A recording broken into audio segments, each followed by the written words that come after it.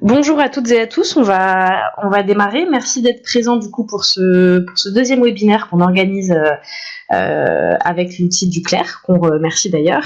Et cette fois-ci, on organise le webinaire avec la participation de France Nature Environnement, qui apporte énormément de matière à cette réflexion sur le schéma régional d'aménagement, de développement durable et d'équilibre des territoires.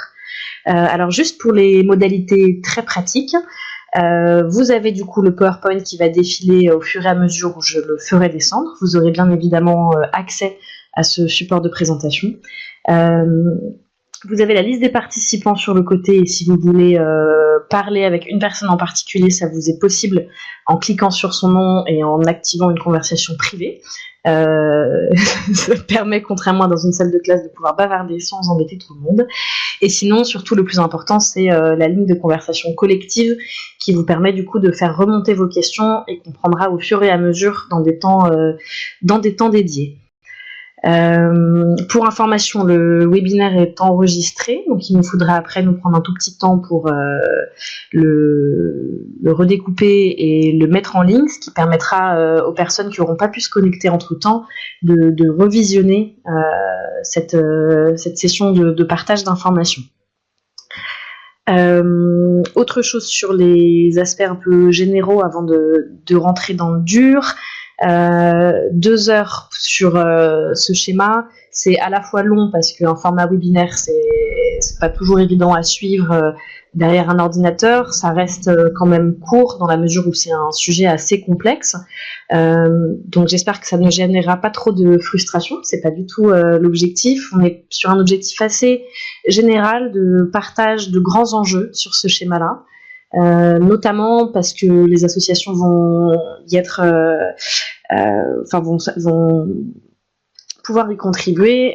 Donc l'idée est de sensibiliser aux enjeux du schéma et éventuellement, si ça vous intéresse, de solliciter auprès de France Nature Environnement ou du réseau Action Climat ou des deux, des demi-journées ou des journées d'échange autour de ce schéma. Qui peuvent bien évidemment être faites sans nous et avec les associations avec lesquelles vous avez l'habitude de travailler à l'échelle régionale.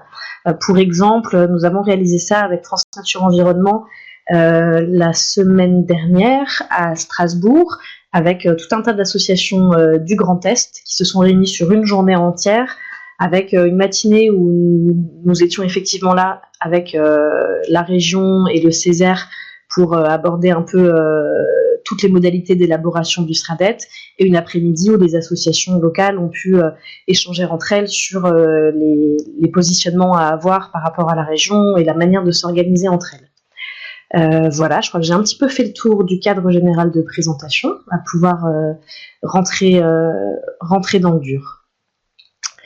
Alors, hop, voilà, désolé, ça ne passe pas de diapo en diapo, donc je suis obligée de faire rouler. Juste sur le déroulé, on va du coup être sur une présentation du cadre juridique, des modalités d'élaboration et de la manière dont ce schéma se décline dans les autres échelons territoriaux infrarégionaux, ce qui nous amènera à montrer en quoi c'est un schéma très important. J'espère que c'est mieux.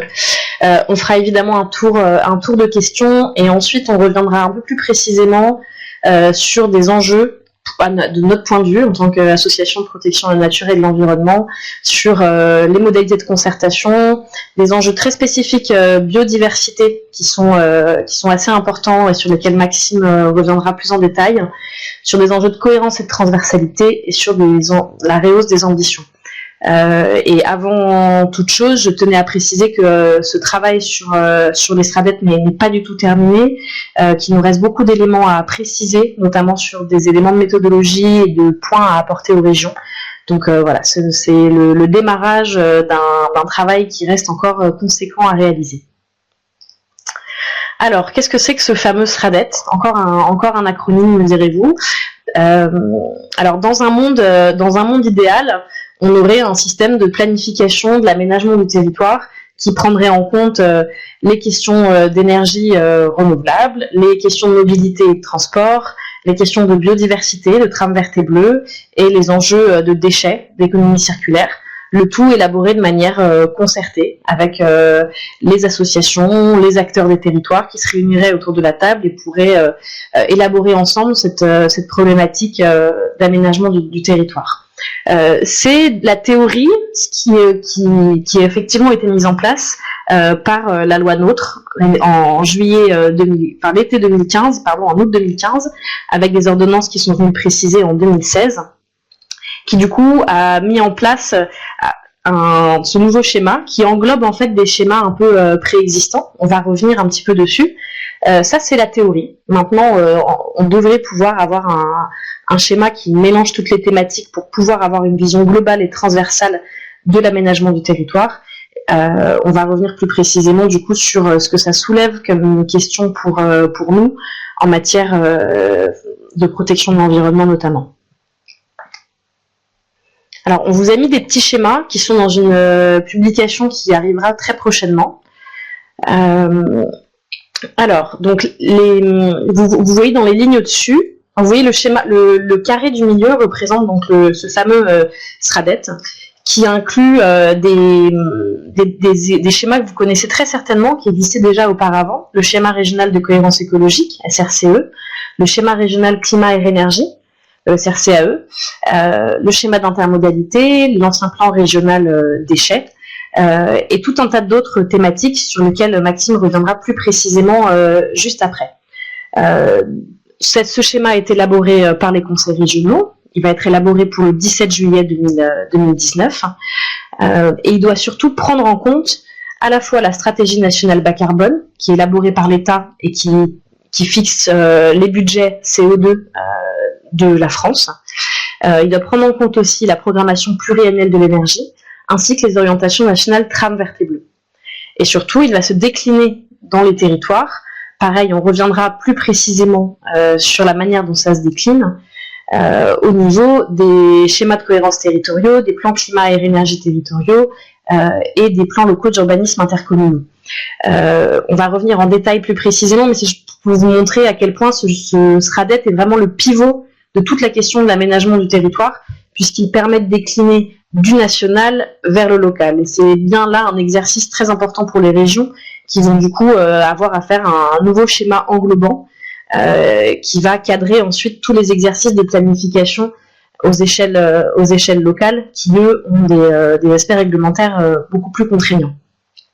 Pour les références des documents, donc c'est bien l'article 10 de la loi NOTRe qui cadre tout ce schéma, et les ordonnances qui sont sorties un an plus tard, qui ont permis de préciser un petit peu les modalités d'élaboration de ce schéma-là. Hop. Du coup, pour revenir un peu plus précisément sur son élaboration, et avant de passer la parole à Maxime pour le détail du contenu, ce qu'il faut bien comprendre, c'est qu'on ne se contente pas de juste remettre des anciens schémas dans un nouveau schéma. D'une, parce que vu la taille de ces documents, ça ne marcherait pas, on aurait vraiment une bible de l'aménagement du territoire, qu'on a des régions qui fusionnent, donc ça va être compliqué d'agréger 3 anciens schémas de cohérence écologique plus 3 anciens schémas climat et énergie, et surtout qu'il y a un découpage, une sorte de chapitrage de ce SRADET en plusieurs parties, et que chaque partie a un degré d'opposabilité différent. Si vous ne connaissez pas ces termes-là, on parle de compatibilité ou de prise en compte. En droit, ce n'est pas tout à fait les mêmes notions. La compatibilité est relativement exigeante et forte, c'est-à-dire qu'un document compatible à un autre doit être stricto sensu formulé de la même manière. Un document qui doit prendre en compte un autre document peut ne pas être exactement pareil et peut justifier qu'il ne prendra pas justement en compte des parties du document. Une fois que ça c'est clair, vous voyez sur le schéma ici que notre SRADET, une fois élaboré, est divisé en différents chapitres. Le rapport général, ainsi que les cartes qui seront dans le document, n'ont pas de prescriptivité. Elles sont contenues dans le schéma, mais elles n'ont pas d'opposabilité par rapport aux documents des territoires infrarégionaux. Par contre, Les objectifs d'aménagement et les orientations stratégiques qui seront écrits dans le SRADET devront être pris en compte à la fois par les parcs naturels régionaux, les plans climat et énergie territoriaux, les schémas de cohérence territoriaux, et lorsqu'ils n'existent pas, par les plans locaux d'urbanisme intercommunaux. On a une autre partie un autre chapitre du document, qui est celui qui va nous intéresser en particulier, qui s'appelle les règles générales, qui, elles, devront être compatibles avec ces mêmes documents élaborés par les territoires infrarégionaux. Ce qui veut dire que là, pour le coup, on a un degré d'opposabilité relativement fort. Donc voilà, ça c'est pour le découpage un petit peu du contenu du schéma régional. On vous l'a montré tout à l'heure, il doit prendre en compte, je vais remonter sur la diapositive d'avant, prendre en compte des grandes orientations nationales en matière de biodiversité, de climat, d'énergie, mais il doit aussi être compatible, donc là un degré d'opposabilité plus fort, avec les SDAG et les PGRI, donc les questions d'aménagement et d'eau et de gestion des risques.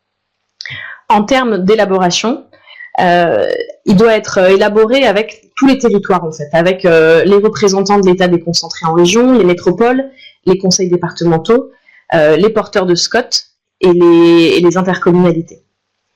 Donc vous voyez bien que tel que le cadre de la loi l'a défini, les associations ne sont pas dans la définition concertée du schéma. Et il va être soumis pour avis à la CTAP, donc la Conférence territoriale de l'action publique, qui est un nouvel échelon de gouvernance qui regroupe les territoires de la région, et à ces mêmes acteurs avec qui il a été élaboré de manière concertée. À noter qu'on parle de SRADET pour toutes les régions, sauf l'Île-de-France et la Corse, qui disposaient déjà au préalable de schémas opposables. Maxime, je te laisse la parole du coup pour un détail un peu plus précis du contenu. Oui, bonjour à toutes, bonjour à tous, est-ce que vous m'entendez bien?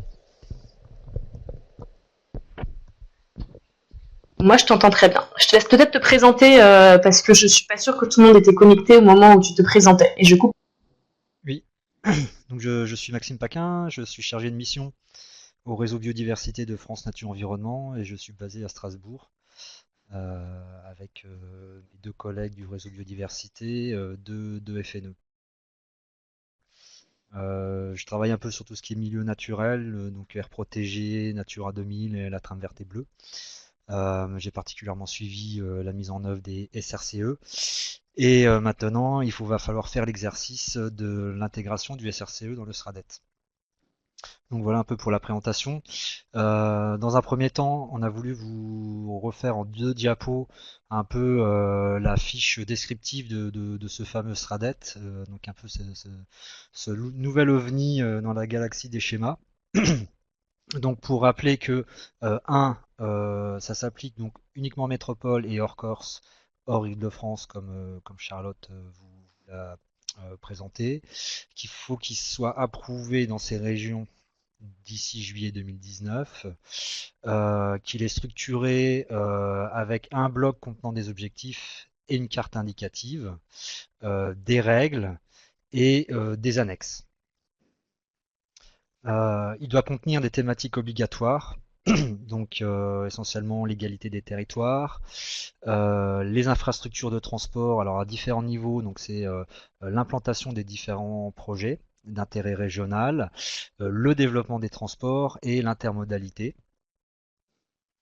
Il doit parler d'habitat, de gestion économe de l'espace, d'énergie, de changement climatique, de pollution de l'air, de biodiversité et de déchets. Après, chacune des régions peut aborder des thématiques supplémentaires uniquement dans la mesure où c'est une compétence exclusive de la région.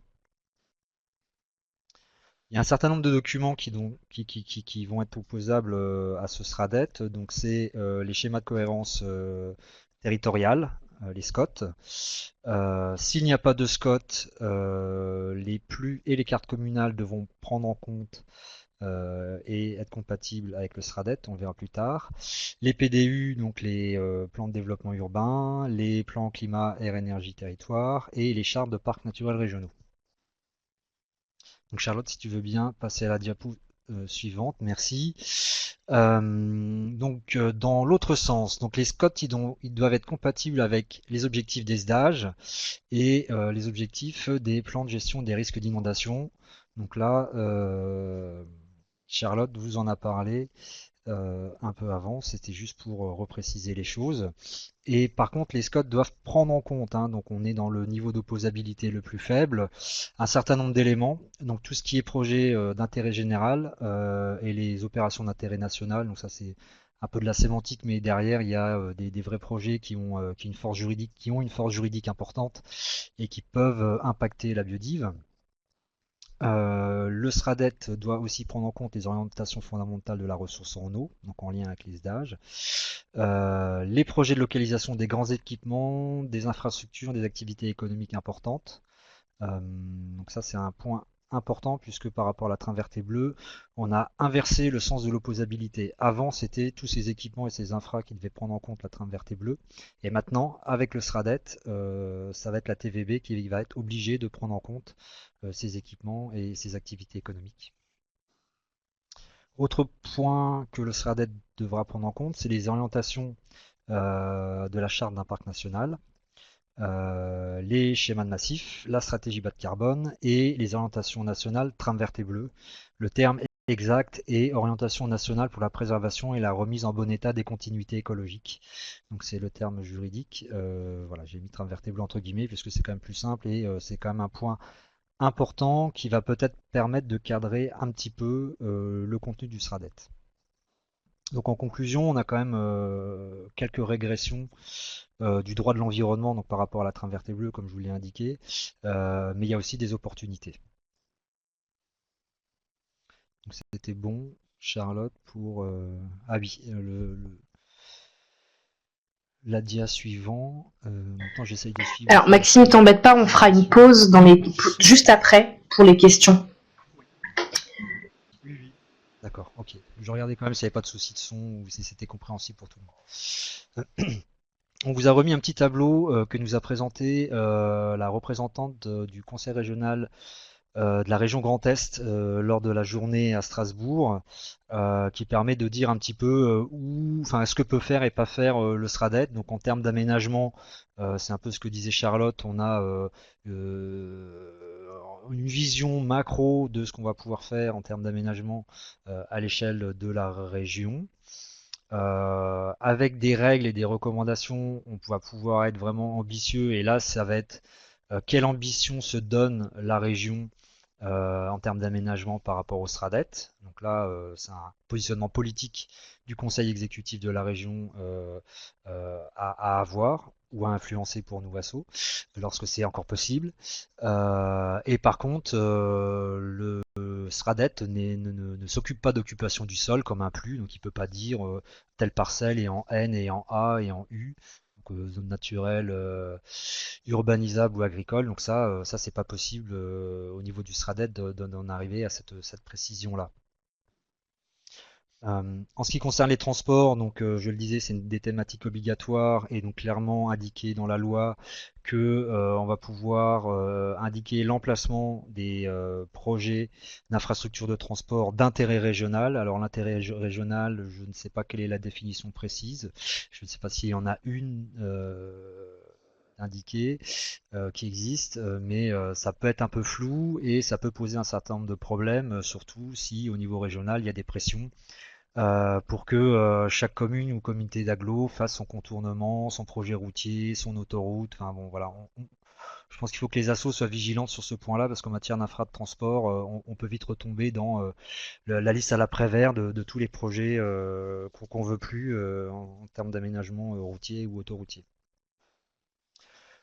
Alors, et du coup, si le SRADET est un peu plus ambitieux, et là c'est toujours pareil, tout dépend de la volonté de l'exécutif régional, il peut y avoir une priorisation des projets d'infrastructure, arrêter le routier et aller plutôt vers le ferroviaire ou autre, ou l'intermodalité. Donc tout ça, ça dépend vraiment de ce que la région a envie de faire. Par contre, ce que peut pas faire le SRADET, c'est les plans de financement et s'occuper de manière plus précise de l'organisation des transports au sein d'une agglomération et encore moins au sein d'une commune. En ce qui concerne les thématiques d'environnement, alors là on est un peu large puisque ça englobe la biodive, ça englobe le climat, ça englobe l'énergie, ça englobe les déchets, j'en oublie peut-être. Donc là c'est quand même une déclinaison des enjeux nationaux, voire européens et internationaux. À voir là encore quelle ambition va se donner chaque conseil régional sur toutes ces thématiques-là. Est-ce que ça va être ambitieux, pas ambitieux? Donc ça c'est tout le débat et la bataille que les assos ont à avoir avec les exécutifs régionaux pour essayer d'avoir une ambition importante sur ces questions-là. Euh, et puis, ce que le SRADET ne sera pas, c'est ce qui concerne la rénovation énergétique et indiquer les parcelles précises de où passe la trame verte et bleue. Donc ça le SRADET ne peut pas faire ça. On en reste vraiment à des enjeux régionaux et à des continuités écologiques régionales intégrant les continuités écologiques d'intérêt national. Merci.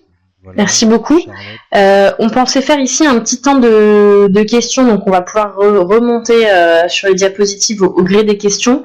Je reprends juste le fil des questions dans l'ordre où elles sont apparues. Il y avait une question du coup sur le programme régional Forêt-Bois.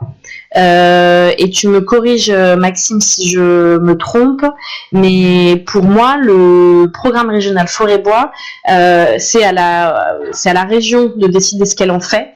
Et il est conseillé de l'intégrer comme le volet forêt du SRADET.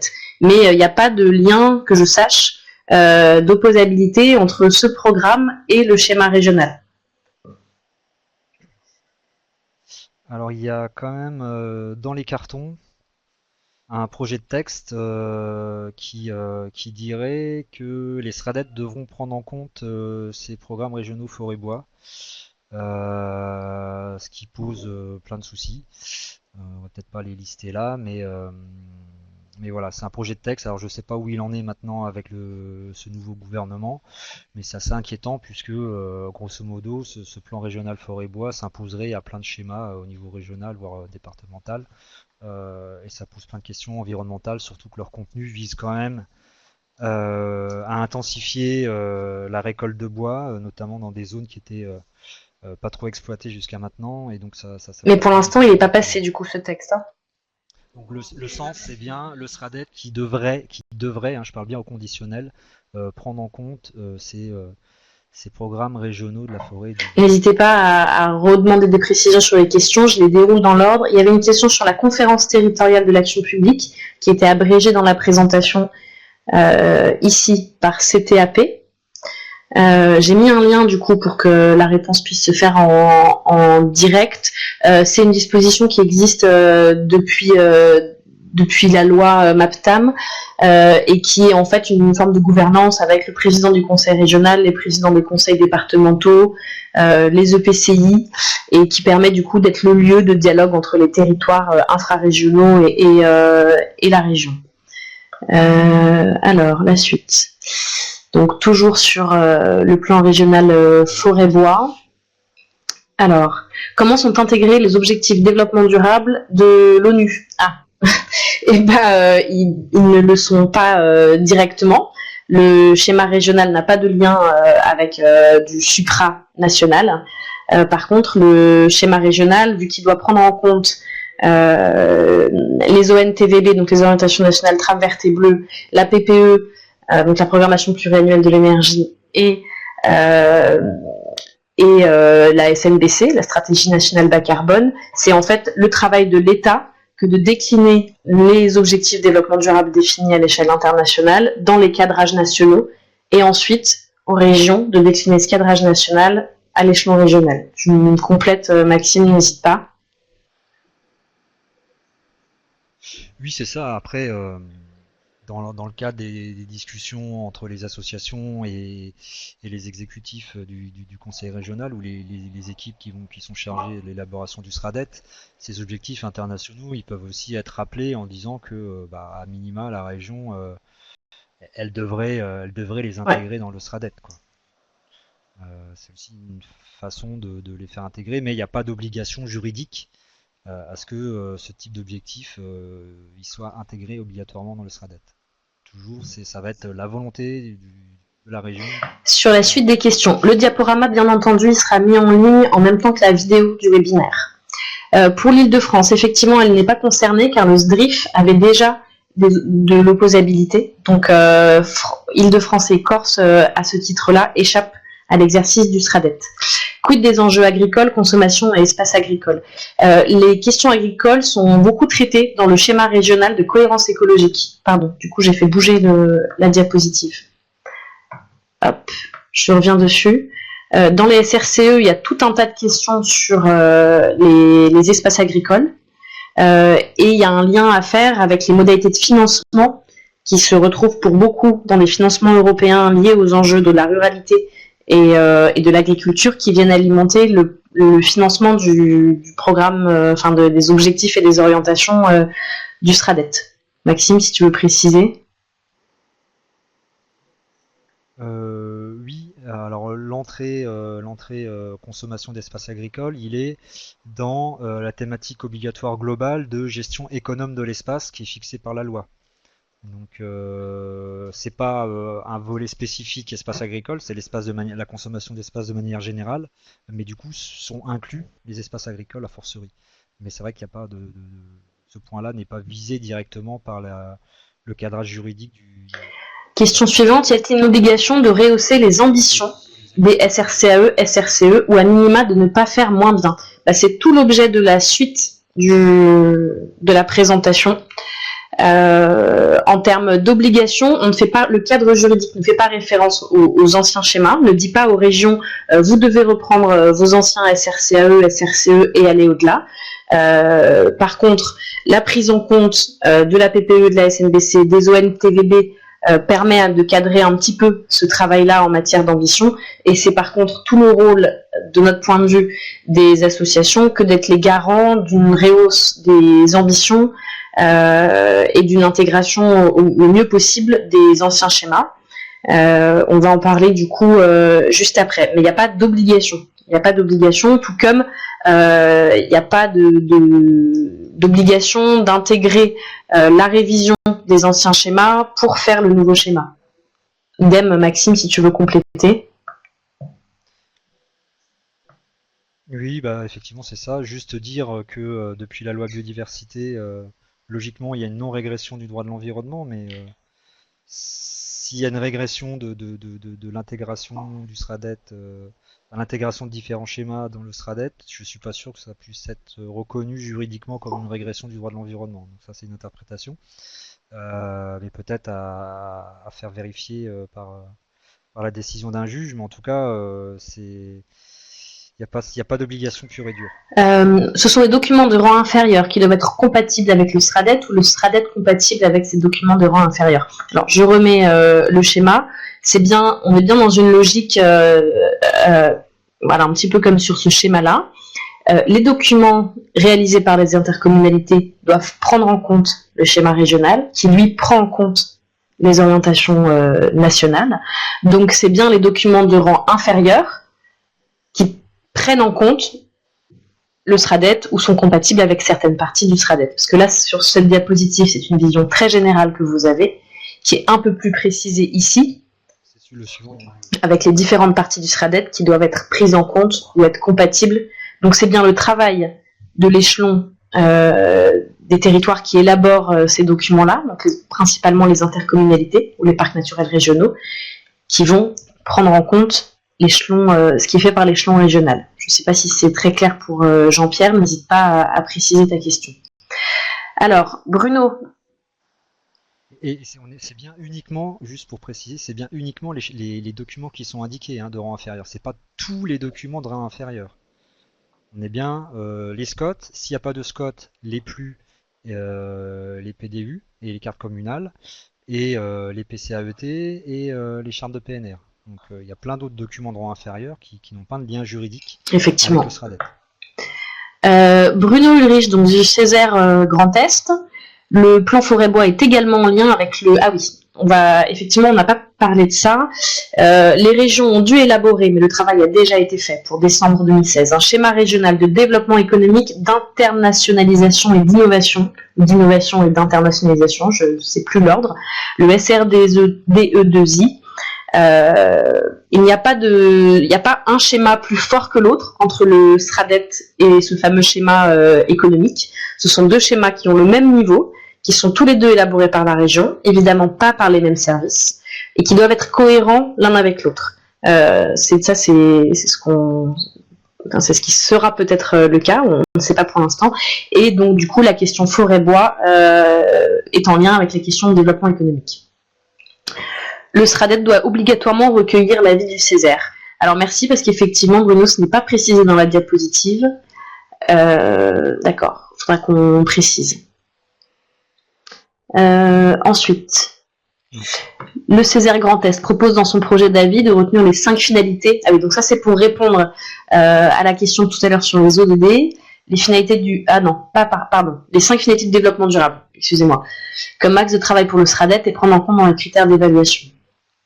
Ok. Les objectifs nationaux.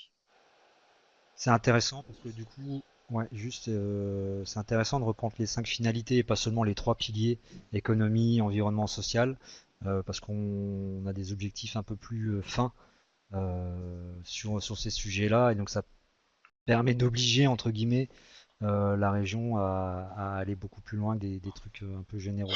Et Bruno, je sais pas si tu as les 5 finalités déjà que tu pourrais copier-coller vite fait dans le texte, où j'essaye de retrouver quelque part pour que tout le monde ait ces 5 finalités, parce que du coup vous pouvez aller voir vos représentants Césaire et leur dire, essayer d'inclure ces finalités dans l'avis du Césaire, ça peut être intéressant. Et d'ailleurs, Bruno, si tu as un lien qui permet aux gens d'aller consulter, alors je crois que l'avis n'est pas encore public, mais s'il y a un lien que tu peux mettre à disposition des gens sur des travaux qui peuvent être transmis publiquement, n'hésite pas à le copier-coller dans la barre de conversation, je pense que ça peut être utile à tous. Alors, les objectifs nationaux de la programmation pluriannuelle de l'énergie et la stratégie nationale bas carbone, qui doivent être effectivement déclinés par le SRADET. Comment les régions le déclinent-elles ? Justement, c'est leur travail. Il n'y a pas de méthodologie précise. Le travail n'a pas été cadré par l'État, qui ne souhaite pas faire de l'ingérence dans le travail des régions avec la décentralisation qui a été mise en place. Donc c'est-à-dire que les régions doivent écrire leur schéma en faisant en sorte de contribuer aux objectifs nationaux, mais il n'y a pas d'éléments beaucoup plus clairs que ça. Donc libre choix aux régions de choisir des méthodologies et de montrer qu'elles contribuent à ces objectifs nationaux sans que ce soit plus précisé que ça. Tu as peut-être des éléments sur la partie ONTVB, Maxime ?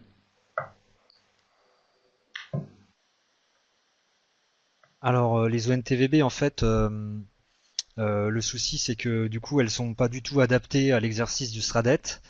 Donc le ministère a mis en place un groupe de travail pour réviser ces orientations nationales, pour justement essayer de cadrer la partie TVB du SRADET. Mais pour l'instant, il y a seulement eu une première réunion d'installation de ce groupe de travail, donc il n'y a rien de précis, et le souci c'est un souci de calendrier, puisque d'après ce qu'on a compris, le ministère va essayer de publier ses nouvelles orientations d'ici la fin d'année, alors que de ce qu'on a compris du calendrier des SRADET dans la plupart des régions, les contenus seront déjà bien avancés d'ici la fin d'année, donc je sais pas si on arrivera à bien caler ces deux calendriers. Je sais pas si j'étais clair, parce qu'en même temps je suis en train de chercher l'article du Code de l'environnement qui parle des finalités du... Alors, l'insertion dans... alors attendez, juste des fois les formulations des questions. Règles dans quel domaine ? Euh, eh bien, la région doit écrire des règles donc qui figurent dans le SRADET sur l'ensemble des domaines qu'a mentionné Maxime juste ici, sur toutes les thématiques obligatoires et potentiellement sur des thématiques que la région peut choisir d'ajouter. La rénovation des objectifs chiffrés, oui, bien entendu. On a évidemment des objectifs chiffrés, on l'espère bien. Le SRCAE en tant qu'annexe prend-il une valeur prescriptive? Oui.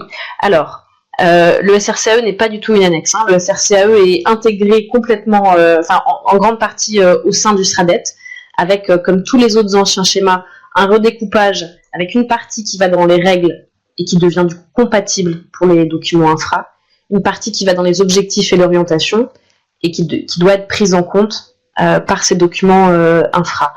Si ce n'est que vont en annexe tout de même le schéma régional biomasse et les quelques schémas régionaux éoliens qui avaient survécu.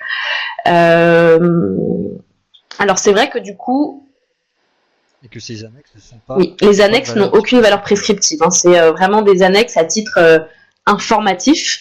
N'auront de valeur prescriptive que les éléments de l'ancien SRCAE qui seront remis dans les règles pour partie ou remis dans les objectifs et les orientations pour autre partie. Tout ce qui viendra dans le rapport ou dans les annexes n'aura pas de valeur prescriptive.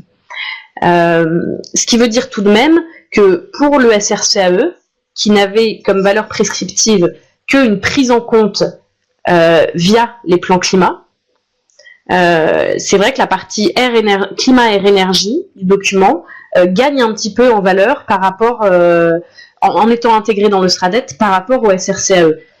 Pour reclarifier ma phrase qui était pas du tout claire, à l'époque des SRCAE, la manière dont on déclinait ce schéma régional dans les territoires était par une prise en compte par le plan climat du contenu du schéma régional et le plan climat ensuite dont le plan local d'urbanisme devait prendre en compte, ainsi que le SCOT, des parties le plan climat.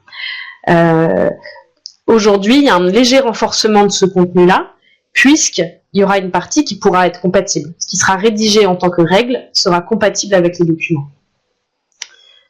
J'espère que c'est assez clair.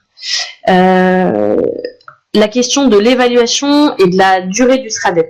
Alors, le SRADET doit être mis en œuvre pour une durée de 6 ans. Et alors, pardon ? Mandat du conseil régional. La durée du mandat du conseil régional. Parce que quand il y a renouvellement du conseil régional, dans les 6 mois, il faut faire un bilan de la mise en œuvre du SRADET. Et ensuite, le conseil régional décide s'il maintient en vigueur le SRADET, s'il modifie, s'il le révise ou s'il abroge. La question de l'évaluation, effectivement, il y a un document, il y a une évaluation qui doit être mise en place. Après, là c'est très subjectif ce que je suis en train de dire, mais il y avait des évaluations qui étaient obligatoires aussi pour les anciens schémas, et vu que la réglementation a changé, on va pas forcément prendre en compte les révisions dans le nouveau schéma. Donc ça veut pas forcément dire qu'au moment de sa révision, on pourra l'améliorer. Si ça se trouve, entre-temps, il y aura un nouveau schéma qui existe. Par contre, il y a un dispositif de suivi-évaluation qui doit être mis en place, c'est-à-dire une série d'indicateurs qui permettent de suivre et d'évaluer tout au long de la durée de vie du SRADET sa mise en œuvre. C'était juste parce que l'évaluation, ça peut être pris dans les deux sens. Donc voilà, il y a un dispositif d'évaluation tout au long de la durée de vie du schéma. Et par contre, au bout de 6 ans, normalement, effectivement, on doit, ce que vient de dire Maxime, décider... prendre une décision par rapport à ce document-là. On verra si dans 6 ans, il n'y aura pas eu d'autres changements. Sur l'évaluation, Maxime, tu veux rajouter ? Oui, il y a ce bilan suite au renouvellement des conseils régionaux, et je sais que pour les règles, j'étais en train de chercher dans les documents, normalement il faut apporter des éléments de suivi. Alors je sais plus comment c'est rédigé, mais pour les règles de manière spécifique, c'est bien indiqué dans la législation ou dans le décret, qu'il faut un peu des... Voilà, pour les règles et modalités indicateurs de suivi et d'évaluation. Alors, la suite des questions.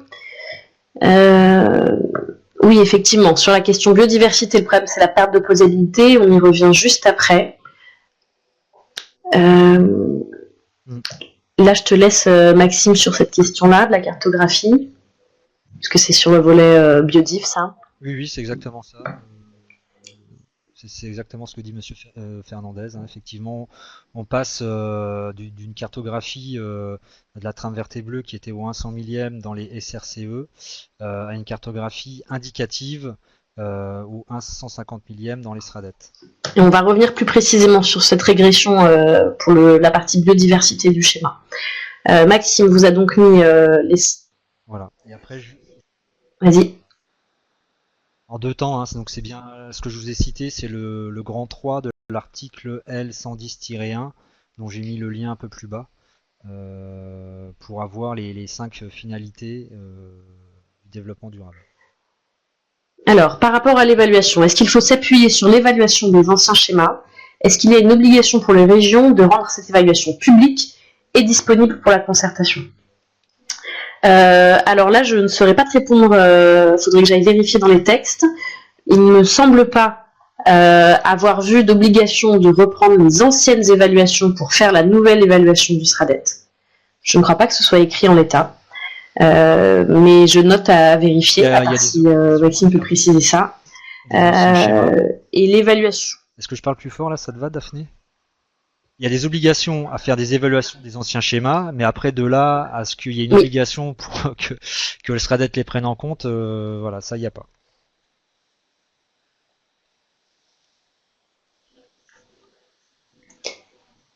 Et la question de l'évaluation publique est disponible.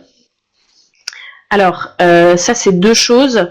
Si tu parles des indicateurs de suivi et d'évaluation, normalement ça fait partie des éléments du SRADET auxquels tout le monde peut avoir accès. Après, l'exercice d'évaluation du SRADET, je ne sais pas s'il est obligatoirement public. Par contre, pour les instances qui contribuent à la définition du document, ça me semblerait assez indispensable.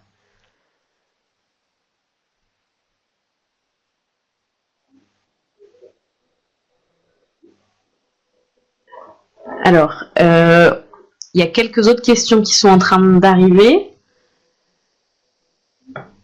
Peut-être avancer la diapositive pour passer à la partie suivante.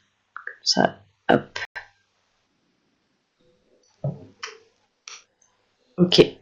Donc Bruno qui confirme qu'il est très important de demander des évaluations participatives. Donc effectivement, les évaluations à l'heure actuelle ne sont pas réalisées par plusieurs acteurs. Hein, c'est vraiment la région qui s'en occupe. Et qu'il est possible de proposer que ce soit fait de manière partenariale. Alors, je vous propose qu'on passe du coup à la suite qui est, de notre point de vue, des points de vigilance et des opportunités pour l'élaboration de ces schémas. On va continuer à faire ça à deux voix. Alors, dans un premier temps, ce qui paraît assez évident, c'est qu'on a un énorme enjeu sur la concertation. Je ne sais pas si vous vous rappelez d'un des premiers schémas où j'ai remis le texte ici. En fait, pour définir le SRADET, les associations ne sont pas du tout incluses, en tout cas pas au titre de la loi. Par contre, pour beaucoup d'associations qui avaient travaillé à l'élaboration des anciens schémas préexistants, ça semble complètement impossible de ne pas être inclus dans l'élaboration de ce nouveau schéma, qui est quand même très en lien avec des travaux qui avaient été faits auparavant. Mais du coup, c'est dans les régions qui ne solliciteront pas les associations, il y a un véritable enjeu à demander au conseil régional d'être directement associé à l'élaboration du SRADET. Et à voir en fonction des retours qu'on aura dans les régions, mais pour l'instant, toutes les régions ne sollicitent pas forcément les assos. C'était juste sur la diapo d'après, pardon, excusez-moi. Donc évidemment, selon les habitudes de concertation, toutes les associations ne sont pas sollicitées pour participer aux ateliers de co-construction du schéma. Par exemple, en PACA, la Fédération régionale de France Nature Environnement a dû passer par un courrier au président et au vice-président pour demander à participer à ce schéma. Notamment parce que, comme vous l'avez vu, il y a quand même un gros travail à faire sur lequel on va revenir un peu plus précisément, mais dans lequel nos associations ont à la fois un point de vigilance à apporter, une expertise de terrain pour alimenter ce schéma, et donc du coup on doit être en posture de vigie par rapport aux travaux de la région et de porteurs de propositions. C'est du coup au niveau un petit peu des risques, c'est effectivement de pas du tout y être associé. On peut demander à y participer de manière officielle. On peut aussi rencontrer de manière bilatérale les services des conseils régionaux. Il peut être aussi utile de se renseigner sur qui sont les assistances à maîtrise d'ouvrage, donc les bureaux d'études qui vont travailler sur le SRADET, pour les rencontrer et proposer d'alimenter, proposer de participer. En termes d'opportunités, ça, d'un point de vue positif, c'est assez intéressant aussi de se dire que c'est l'occasion de structurer un peu des coordinations au niveau régional entre associations, à savoir que on parle du coup d'un schéma qui est transversal, qui regroupe les thématiques déchets, transport, biodiversité, climat, air, énergie. On parle parfois du coup d'associations qui ne se connaissent pas forcément très bien, c'est pas le cas de toutes, mais c'est parfois des secteurs où on ne se connaît pas forcément bien, donc ça peut être une occasion de structurer un dialogue interassociatif entre associations de protection de l'environnement, parce qu'on aura forcément une nécessité de priorisation en termes de portage de propositions, donc du coup d'en discuter avant entre associations, de structurer des propositions ensemble. Notamment pour pas apparaître comme divisé en face d'un conseil régional qui solliciterait nos points de vue. Voilà un petit peu pour les enjeux au niveau de la concertation, et juste j'en profite là pour rebondir tout de suite où FNE Midi-Pyrénées fait aussi la démarche en ce moment d'écrire à la présidence du conseil régional pour être associé. Du coup, peut-être que ce qu'on peut faire, moi j'avais prévu de faire un temps de questions à la toute fin, mais peut-être qu'on peut faire un temps de questions par partie. Sur la concertation, je crois que c'est sous des retours qui ont été faits. Alors, donc une correction que je vais faire sur le PowerPoint avant de vous l'envoyer, de José, qui nous précise que le César n'est pas optionnel, mais obligatoire. Donc, il faudra que je change ça dans mon schéma. Effectivement, FNE Midi-Pyrénées qui en ce moment fait la démarche aussi de demande de participation, et l'avis du comité régional biodiversité qui est aussi requis.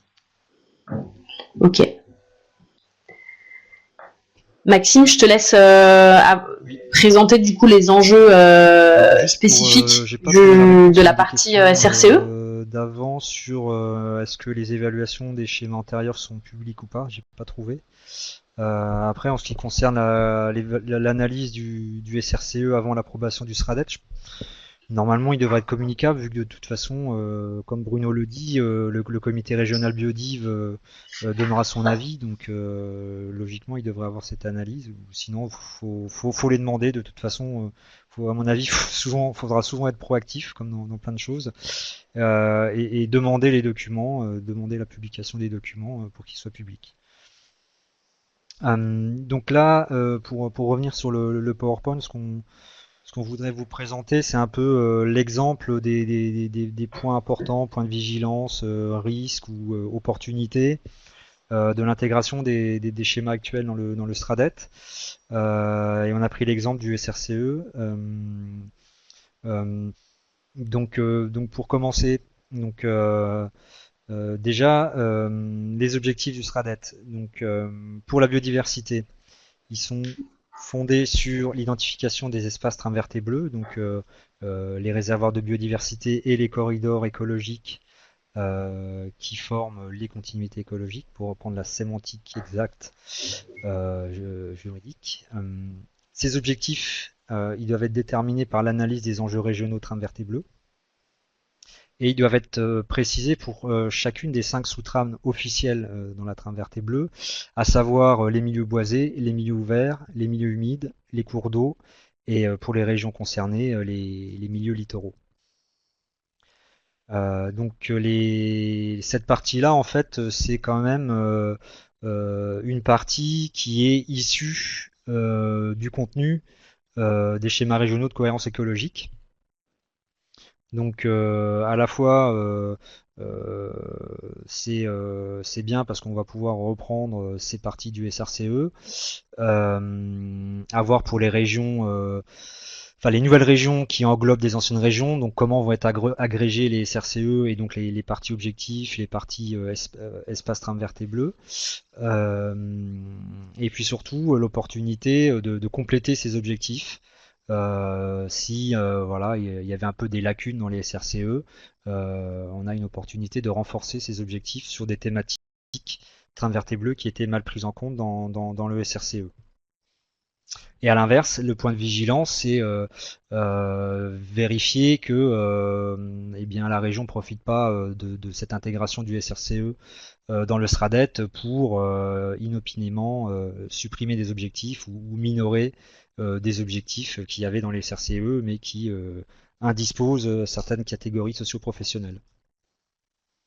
Alors je voulais quand même le rappeler, hein, mais donc du coup ces objectifs ils doivent être pris en compte par par les SCOT, à défaut de SCOT par les PLU, les cartes communales. Ils doivent être pris en compte par les plans de déplacement urbain, par les PCAET et par les chartes de parcs naturels régionaux. Comme je vous le mets dans la diapo, par rapport au SRCE, on a une perte en nombre de documents qui sont opposables, je dirais, à la trame verte et bleue, entre guillemets, puisqu'avant, c'était quasiment l'ensemble des documents de planification qui étaient opposables à la trame verte et bleue. Maintenant, voilà, c'est un nombre limité de documents. Donc là, on a un peu une régression du droit de l'environnement. Euh, je passe à la dia suivante. Donc maintenant les règles du SRADET. Alors de manière générale, ces règles, elles doivent contribuer à atteindre les objectifs du SRADET. Donc la première phase, c'est on élabore les objectifs du SRADET et à partir de ces objectifs-là, on définit des règles. Un point important, c'est que la loi permet de faire varier ces règles selon les différentes parties du territoire régional. Alors pas des petites parties bien entendu, hein, pas à l'échelle d'une agglomération ou d'une commune, mais à des échelles peut-être des écorégions. Ça peut être quelque chose d'intéressant pour la trame verte et bleue, mais en tout cas des grandes parties du territoire régional. Des règles différenciées peuvent être définies selon la volonté du conseil régional.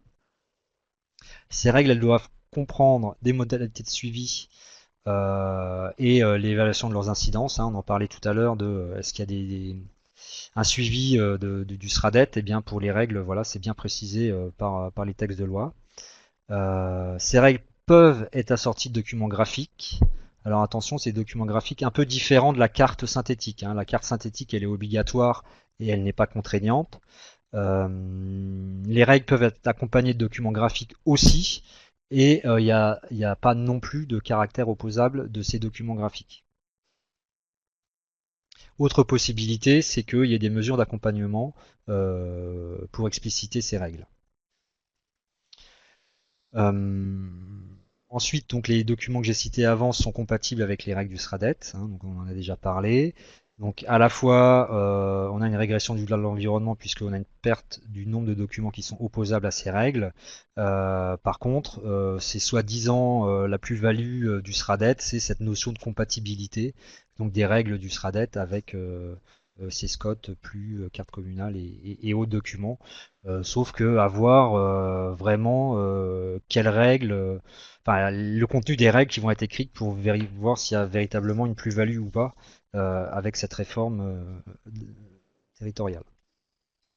Je vais passer à la diapo suivante. Alors maintenant les règles concernant la biodiversité à proprement parler. Donc on est bien dans une logique de permettre la préservation et la remise en bon état des continuités écologiques. Là où c'est une obligation, c'est qu'il y ait des actions de gestion, d'accompagnement et des mesures conventionnelles qui soient listées à côté de ces règles. Donc c'est une obligation et pas une possibilité. Donc la grosse question c'est qu'est-ce qu'il va y avoir comme règle pour la biodiversité. Là quand on pose la question au ministère, le ministère nous dit c'est un document des régions, donc nous c'est pas à nous de répondre, c'est aux régions de répondre. Quand on va voir Région de France, qui est l'association des différentes régions, ils nous disent nous on sait pas trop, et puis on peut pas obliger les régions à faire quoi que ce soit, donc c'est à chaque région de faire. Donc pour l'instant c'est un peu un gros point d'interrogation, en tout cas pour ce qui concerne la biodive. Tout va dépendre un peu de la volonté politique. En tout cas, ce qui est sûr, c'est que la loi, elle dit bien qu'il faut des règles pour la biodiversité et qu'il faut qu'elles soient assorties des actions de gestion, des mesures d'accompagnement, des mesures conventionnelles, sachant que ces actions et mesures n'ont pas d'effet contraignant non plus. C'est uniquement les règles avec lesquelles doivent être compatibles les documents qu'on a cités avant. Un des points qui fait débat aussi, c'est du coup des actions de gestion, des mesures d'accompagnement. C'est déjà un peu ce que contient le plan d'action stratégique du SRCE. Donc du coup, comment on va organiser ça? Qu'est-ce qu'on va mettre dans les règles? Qu'est-ce qu'on va mettre dans le plan d'action stratégique? Donc là encore, j'ai mis ça sous forme de questions parce que c'est des questions.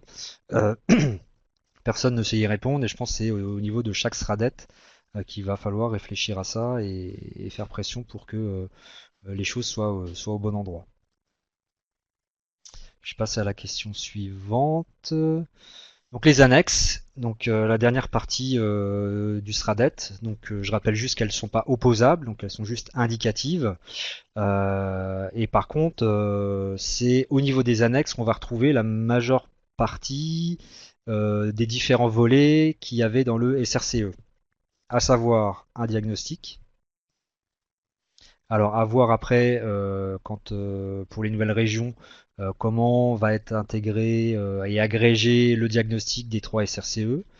Est-ce que les exécutifs vont vouloir faire une mise à jour de ce diagnostic? Est-ce que nous, associations, on a intérêt à ce qu'il y ait une mise à jour? Sachant que de toute façon, il y a des nouveaux enjeux, notamment la pollution lumineuse qui, via la loi biodiversité de l'année dernière, fait partie maintenant intégrante de la trame verte et bleue. Donc les régions vont devoir traiter cet enjeu-là.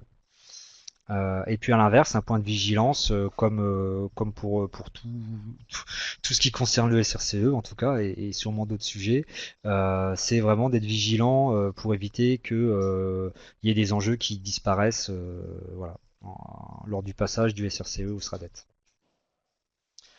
Donc ces annexes, elles doivent aussi comprendre donc la présentation des continuités écologiques. Donc, grosso modo, c'est l'atlas cartographique du SRCE plus les petits textes qui présentaient les différents réservoirs de biodiversité et les principaux corridors écologiques.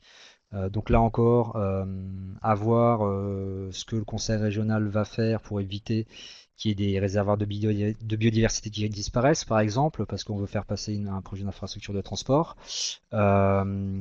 Pour les nouvelles régions qui agrègent des SRCE, c'est quelles méthodes vont être utilisées pour identifier ces réservoirs de biodiversité? Est-ce qu'il y aura une nouvelle méthode? Est-ce que c'est juste une agrégation entre guillemets des différentes cartographies? Donc ça, voilà, c'est dans chaque région des points sur lesquels il faudra être vigilant. La diapo suivante, donc oula, je sais pas si c'est moi qui, ah si, c'est moi qui fais bouger le truc. Donc l'autre volet du SRCE qui va se retrouver dans l'annexe du SRADET, c'est le plan d'action stratégique. Donc c'était un volet important du SRCE puisque c'était là où on retrouvait toutes les actions, les mesures de gestion, les mesures d'accompagnement, des pistes de financement, etc. Donc ça se retrouve dans les annexes. Euh, donc là, voilà, exactement pareil que pour les autres parties. Donc quelle quelle méthode pour agréger quand c'est une nouvelle région par rapport au SRCE existant, éviter la disparition de mesures, ça c'est quand même important, et essayer d'en profiter pour qu'il y ait des compléments. Vu notamment les nouveaux outils créés par la loi biodiversité, comme les obligations réelles environnementales, les zones prioritaires pour la biodiversité. Donc c'est des outils qui seraient intéressants d'ajouter dans le plan d'action stratégique pour mettre en œuvre certaines mesures. Donc là, on est vraiment dans des opportunités, mais une vigilance pour éviter aussi qu'il y ait des mesures qui sautent.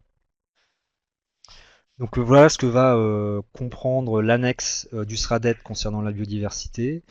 Il y a un volet du SRCE qui n'est pas repris.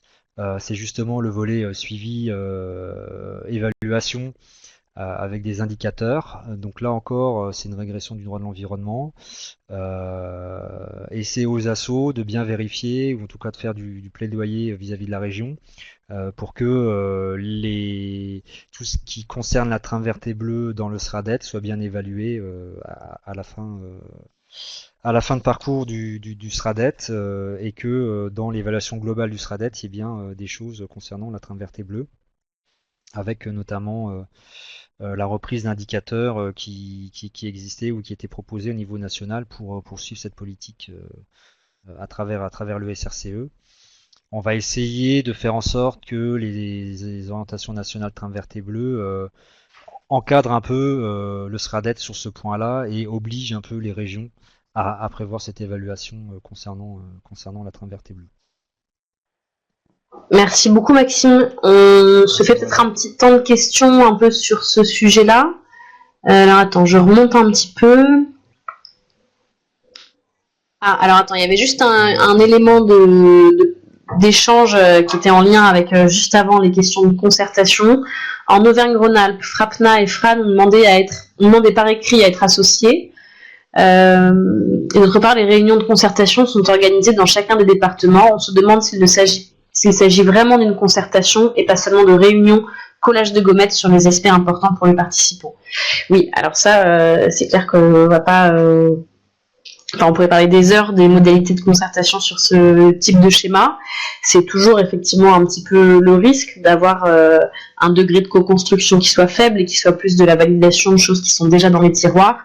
Ça n'empêche pas par contre d'y participer parce que c'est toujours mieux quand même d'y être, de savoir un petit peu ce qui se trame, quitte à pouvoir redemander derrière des rendez-vous avec les services, avec des élus, à pouvoir quand même porter des propositions lors de ces réunions, pouvoir montrer son éventuel mécontentement et sa proposition différente. Il y a pas de 36 000 autres manières.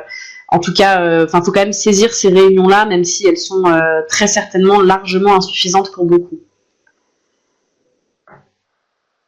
Et je crois que... Oui, et puis ça risque aussi d'être chronophage, comme pour l'élaboration du SRCE, hein, où dans pas mal de régions, il y avait une concertation un peu organisée, soit par thématique, soit par territoire. Et effectivement, c'était assez chronophage pour les associations de suivre tout ça. Mais c'est sûr que d'essayer d'avoir une participation à minima, ça permet de suivre, d'être au courant et de rencontrer aussi à la fois les services qui y travaillent, peut-être des élus des fois quand c'est des grands-messes, pour essayer en off d'infléchir le contenu du SRADET sur certains sujets. Mais je comprends que dans la région Auvergne-Rhône-Alpes, ça soit particulièrement compliqué. Alors, il y avait idem Grand Est, hein, avec un risque de concertation un peu au rabais. Et la frilosité des régions. Alors oui, ça c'est vrai que Bruno a raison de souligner ça. Pour les régions, c'est un exercice très nouveau. Enfin, les régions n'ont pas du tout l'habitude d'écrire des règles qui sont opposables aux territoires infrarégionaux.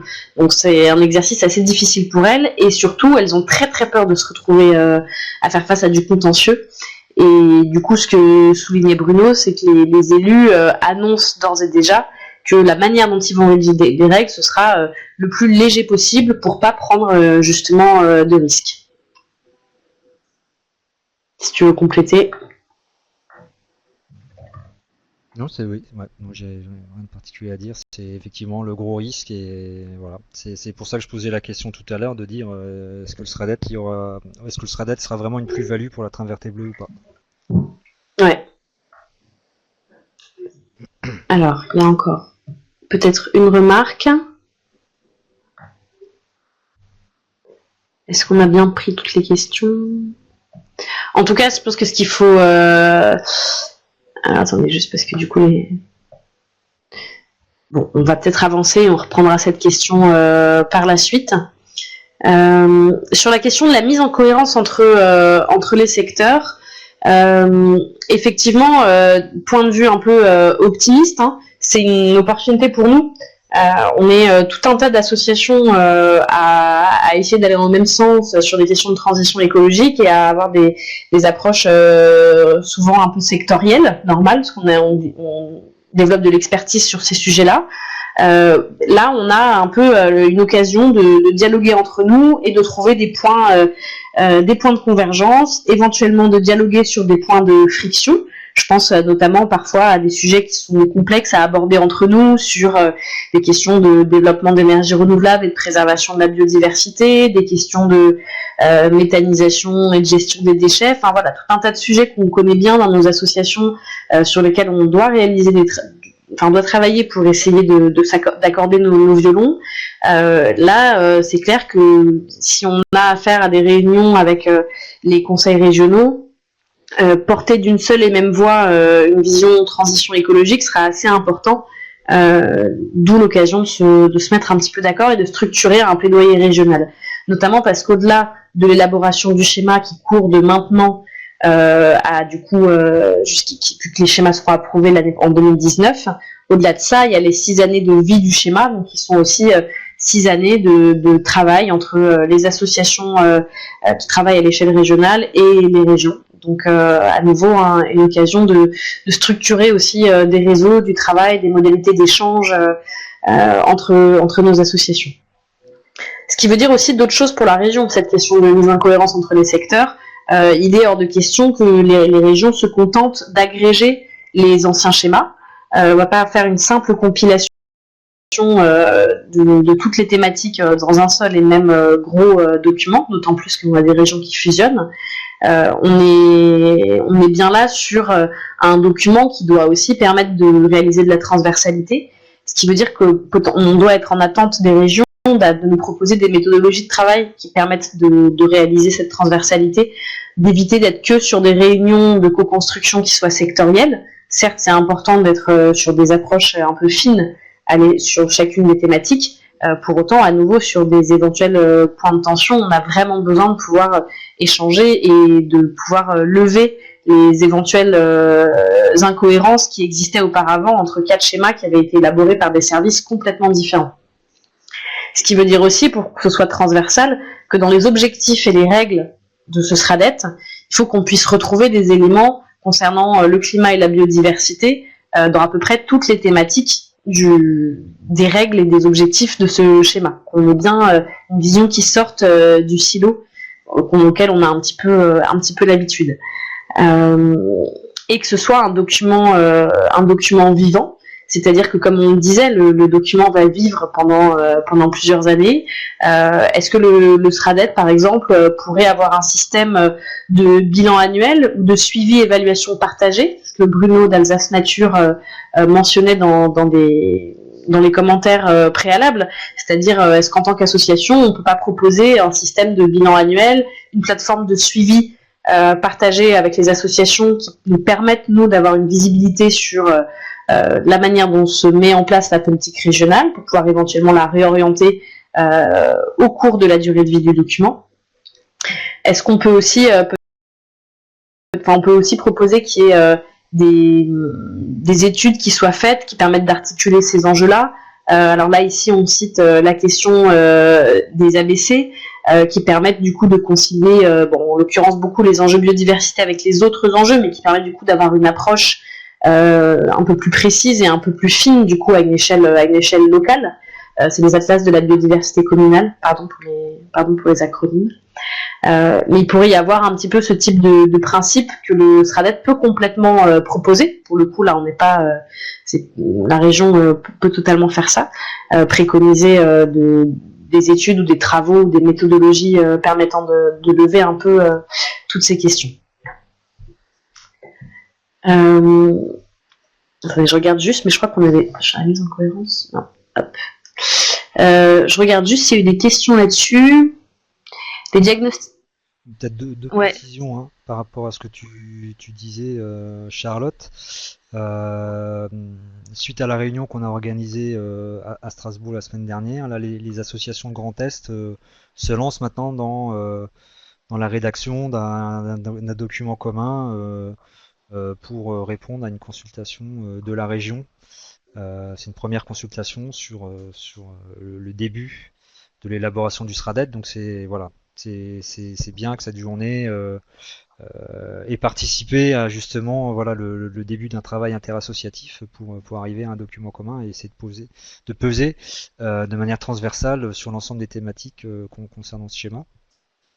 Sous les atlas de la biodiversité communale, ça permet aussi de dire, quand on va agréger différents schémas avec différents enjeux, s'il y a différents enjeux qui se retrouvent sur un même territoire et que au niveau régional, on n'arrive pas à arbitrer, je dis ça complètement de manière absolue, ça peut être une règle ou un objectif de dire bon bah voilà, quand sur un même territoire il y a plusieurs enjeux, eh bien avant de décider de qu'est-ce qu'on fait, on réalise un atlas de la biodiversité communale pour déjà connaître les enjeux biodiversité et donc les enjeux trame verte et bleue, et donc voir après comment on peut concilier ces enjeux-là avec d'autres enjeux, transport, déchets, énergie,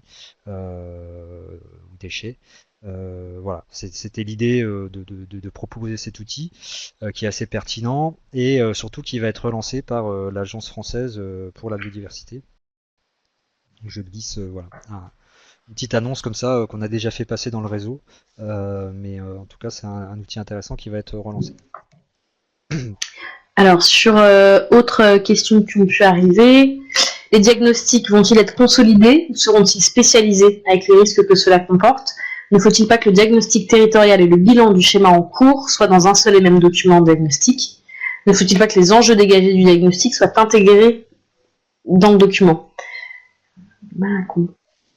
Eh ben, c'est tout le problème, effectivement. Il y a pas de diagnostic global d'annoncer. Je suis en train de chercher pour le SRADET. Mais à mon avis, chaque région va quand même faire un premier bilan, un travail déjà d'état des lieux, de qu'est-ce qui existe, les différents schémas, comment ils sont composés et comment on va agréger tout ça. Donc je pense que voilà, il n'y a rien d'obligatoire, mais ça va être fait. Sachant que le diagnostic des enjeux biodiff qu'il y a dans le SRCE, forcément à un moment donné ou l'autre, il va recouvrir un certain nombre de thématiques du SRADET, comme les enjeux trame verte et bleu et transport, trame verte et bleu et énergie. Donc il y a une partie du diagnostic, je pense, du SRCE qui est un peu transversale, mais effectivement il va se retrouver dans l'annexe du SRADET et dans la partie biodiversité de l'annexe du SRADET, et donc pas forcément transversale avec l'ensemble des objectifs. Après je pense que c'est aussi aux associations de demander ça aux régions, en préalable à l'élaboration du SRADET, d'essayer de faire un diagnostic sur l'ensemble des thématiques concernées avant de se lancer dans l'élaboration du SRADET. Alors, question sur au-delà des résultats des réunions de concertation, nous serons amenés à produire une contribution synthétique écrite au niveau régional. Peut-on imaginer la réalisation d'une trame synthétique nationale produite à partir de remontées d'informations de la part des travaux régionaux? Effectivement, je vais laisser Maxime préciser ça, mais avec FNE, là se met en place un sorte de tableau de bord pour avoir des remontées de ce qui se fait au niveau des régions, avec à la fois ce que la région prévoit et la manière dont les associations s'intègrent là-dedans et participent.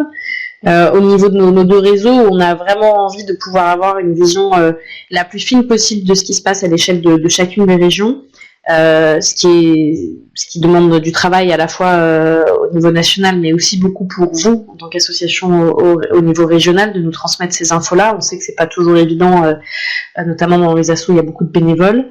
Mais effectivement, ça pourrait faire partie d'éléments à réfléchir pour aider au mieux les assos régionales, en tout cas de partager au moins ces contributions. Maxime, tu parlais de la contribution Grand Est qui est en train d'être faite suite à la journée qu'on a faite la semaine dernière.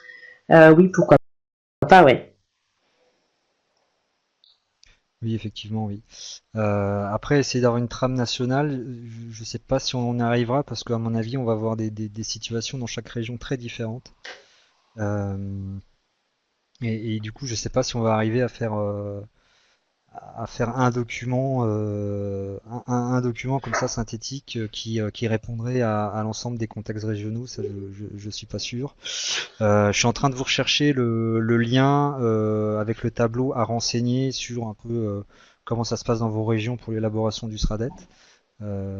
J'espère vous l'envoyer.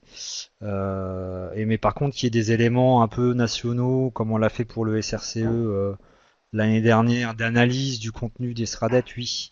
Après, il y a une question de temporelle aussi. C'est si on arrive à faire une analyse des différents SRADET, et le moment où on arrive à faire ça et à vous l'envoyer, est-ce que ça sera pas trop tard aussi pour vous pour pouvoir l'utiliser? Bon, faut qu'on réfléchisse, à ça.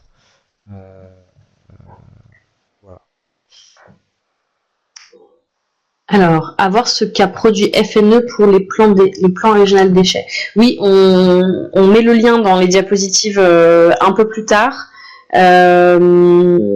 Effectivement, le réseau de déchets à FNE a produit un kit méthodologique à destination des associations, dont le lien sera dans la présentation, avec tout un tas d'outils, notamment parce que le PRPGD est élaboré en ce moment, a été commencé un petit peu en amont des SRADET et doit être intégré dans le SRADET. Donc ce travail est effectivement un peu préexistant. Donc sur cette base-là, voilà.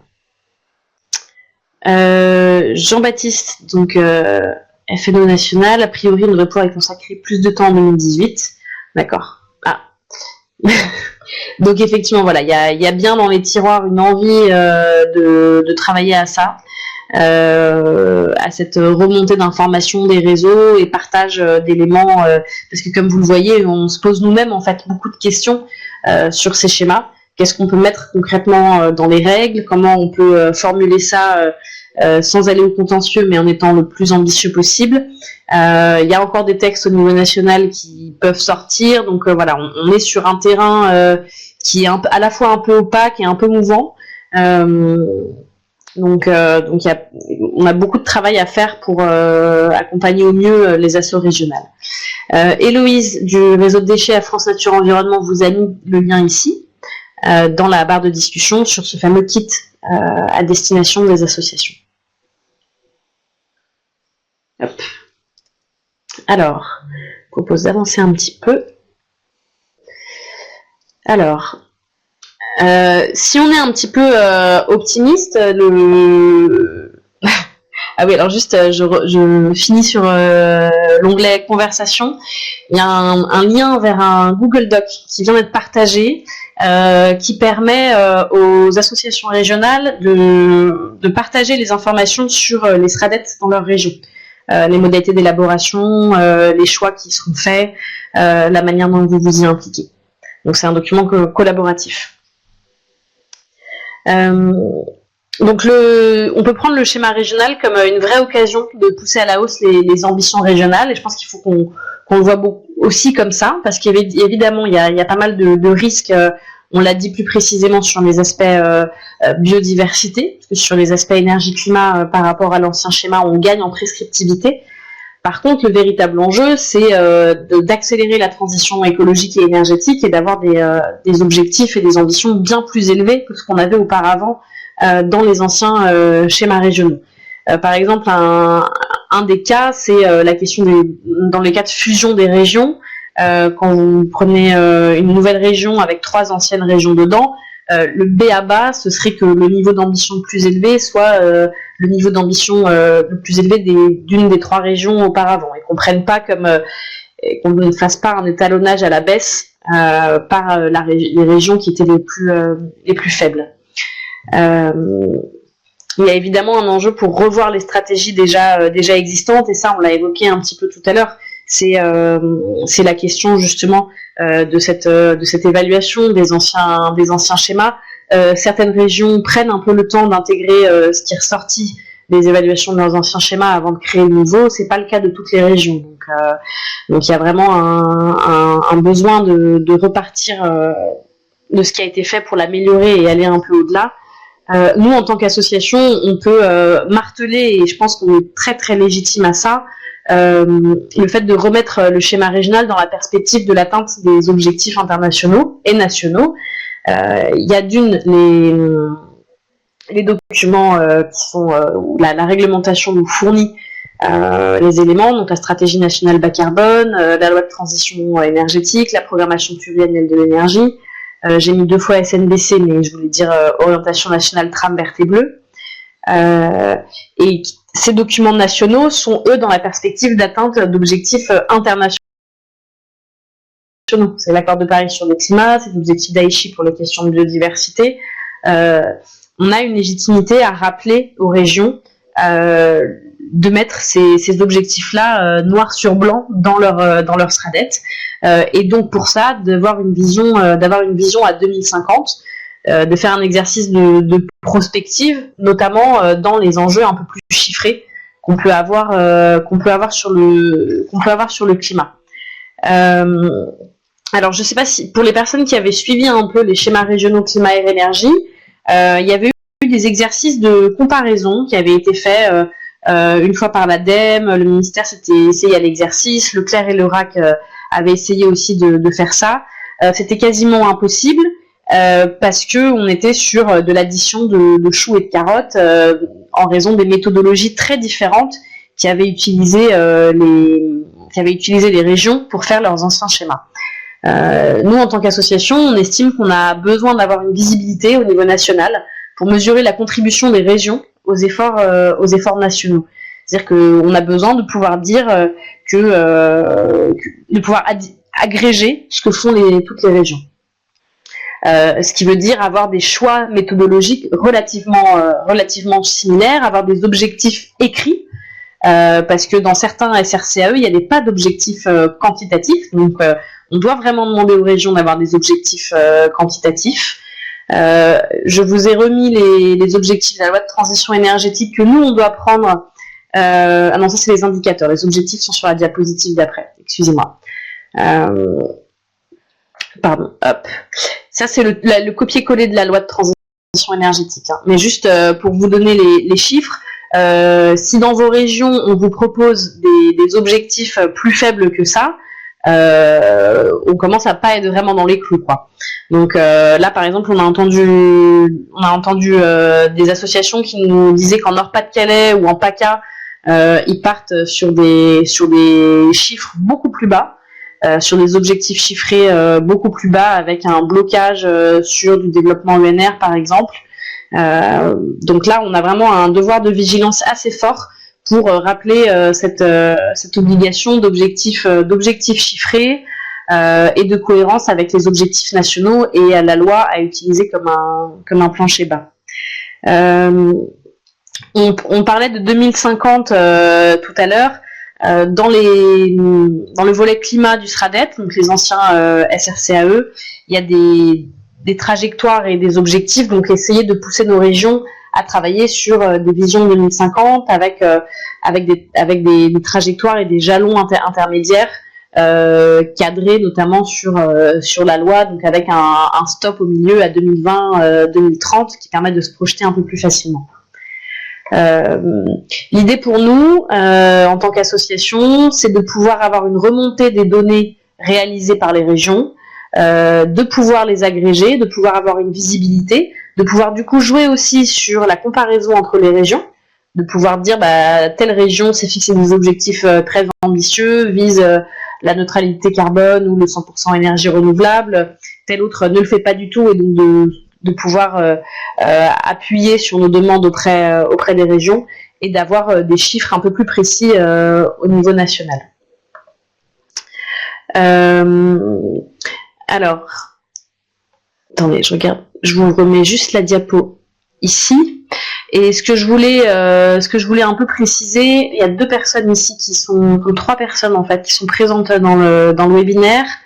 Il y a Negawatt et BL Evolution qui travaillent aussi sur ces sujets-là. BL est en train de faire une étude comparative sur les objectifs climat et des anciens schémas régionaux climat et énergie pour voir si c'était en adéquation avec l'accord de Paris. Et ce seront des données qui seront accessibles en ligne et qui seront au niveau de chaque région. Donc les associations pourront aller regarder si les objectifs des anciens schémas de leur région étaient éloignés ou non des objectifs de l'accord de Paris et de la loi de transition énergétique. Donc ce sera un outil vraiment utile pour le plaidoyer climat au niveau des régions. Et Negawatt travaille aussi en ce moment sur des échanges, sur des méthodologies qui pourraient être apportées aux régions. Juste pour revenir un petit peu en faisant le lien avec ce que disait tout à l'heure, Maxime, en dehors, le cadre national est quand même assez léger, notamment parce que l'État ne veut pas faire d'ingérence dans les politiques régionales.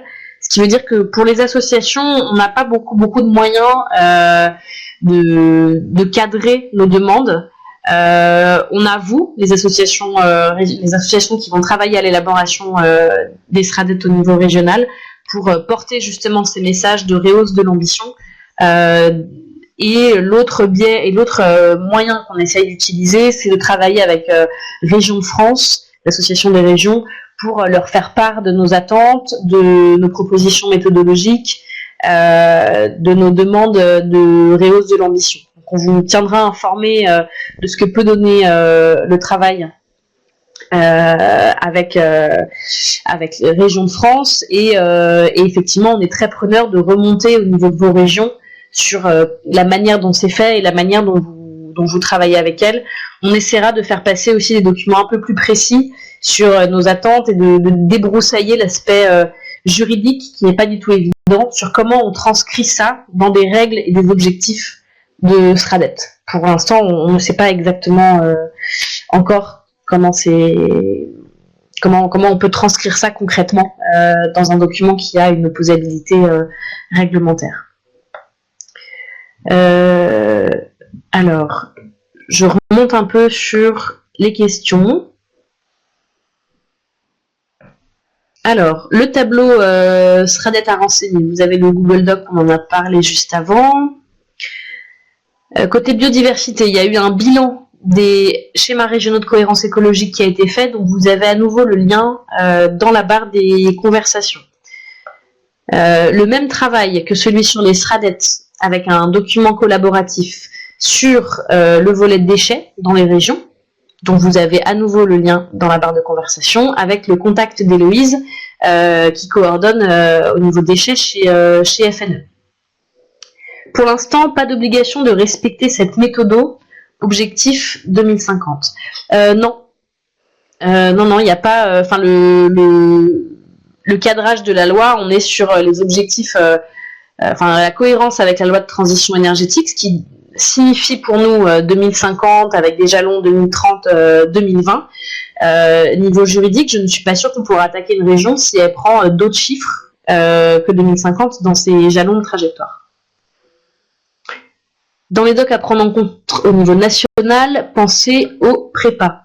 Alors, le prépa, là je bug sur l'acronyme, mais du coup, je me note juste que dans la correction du document, il faudra qu'on rajoute ce document-là. Hop, ok. Tomalette de Neg... José, si tu peux préciser ce que ça signifie. Ouais, José, si tu peux nous préciser le prépa, comme ça en redescendant dans les textes, on va voir. Tomalette de Negawatt. Il n'est pas évident de fixer des objectifs régionaux déclinés à partir des objectifs nationaux. Il faudrait caler sur les particularités des territoires. Effectivement, en fonction des disponibilités, des ressources d'énergie renouvelable potentiellement exploitables, des données de consommation énergétique, on ne peut pas appliquer de manière exacte les objectifs dans les régions. Pour autant, là par exemple, ce qui nous était remonté de Nord-Pas-de-Calais et de PACA, c'est qu'on était sur des objectifs qui étaient 2 fois moins élevés que les objectifs nationaux, et ce sur à peu près, enfin en tout cas sur la partie consommation énergétique, émissions de gaz à effet de serre et surtout ENR. Là du coup on est vraiment très loin des clous. Par contre là où tu as raison, c'est qu'il y a évidemment un travail d'affinage régional en fonction des potentiels et des enjeux prioritaires de chacune des régions. Le nom de la structure qui va faire l'étude de conformité des objectifs climat nationaux et CNUC, du coup c'est BL Évolution. B et le et de l'ordinateur et L. Oui, Thomas. Pardon, désolé, je descends. Plus loin dans la discussion. Ouais, pas de souci. C'est pas évident. Oui, donc discussion avec Région de France pour avancer sur ce sujet. Effectivement, c'est vraiment la structure qui regroupe l'ensemble des régions et qu'on essaye de convaincre, de faire redescendre à l'ensemble des associations des méthodos et des éléments pour qu'on ait un minimum de cadre homogène utilisé par les régions. Alors, donc là c'est toujours le travail avec Région de France. Alors, mégawatts. Nous avons fait un travail de scénarisation 100% énergie renouvelable en PACA et Centre Val-de-Loire. Le travail n'est pas allé plus loin dans d'autres régions faute de ressources. Alors du coup c'est vrai que pour les assos PACA Centre Val-de-Loire, il y a le scénario mégawatts régionalisé. Il existe aussi des travaux qui ont été faits par d'autres associations. Je pense là à des travaux en Nord-Pas-de-Calais qui étaient faits par Virage Énergie Nord-Pas-de-Calais.